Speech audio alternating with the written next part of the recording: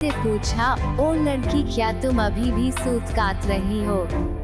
चूहा बोला, ओ बुढ़िया, हाँ मैं अभी भी सूत काट रही हूँ। वो बूढ़ी जादूगरनी यह सुनकर संतुष्ट हो गई और फिर से अपने नहाने वाले कमरे में चली गई। जब उसकी आग काफी गर्म हो गई तो वह लड़की को लेने के लिए आई, तो वहाँ तो उसको कोई दिखाई नहीं दिया। वह चिल्लाई, ओ हंसनी, उनके पीछे भाग, बहन अपने भाई को चुरा कर भाग गई है।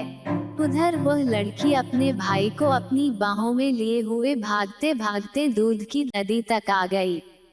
उसने देखा कि हंसनियाँ उसके पीछे उड़ती हुई चली आ रही हैं। माँ नदी, मुझे छिपा लो, तुम पहले मेरी थोड़ी सी पुडिंग खाओ। लड़की ने उसकी थोड़ी सी पुडिंग खाई और उसको धन्यवाद दिया।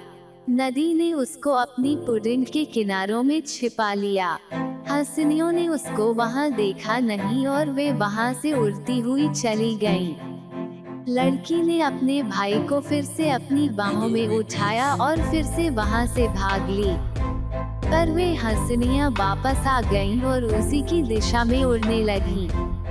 देखो देखो, वे रही वे हंसनियां, अब मैं क्या करूं? तभी उसको सेब का पेड़ दिखाई दिया तो उसको देखकर वह बोली, ओ माँ सेब के पेड़, ओ माँ सेब के पेड़, मुझे छिपा लो। सेब का पेड़ फिर बोला, पहले मेरे थोड़े से सेब खा लो। लड़की ने तुरंत ही उस पेड़ से तोड़कर एक सेब खा लिया और उसे धन्यवाद दिया। पेड़ ने भी तुरंत ही उसको अपनी शाखाओं में छिपा लिया।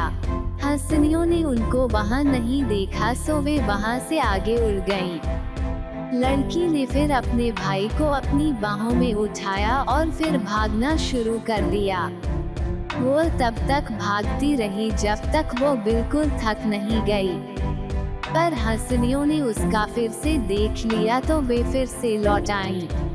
वे उसके ऊपर उड़ने लगी और इस ताक में लगी रही कि जब भी उनको मौका मिले तो वो उसके भाई को उससे छीन ले। तभी उसको ओवन दिखाई दे गया।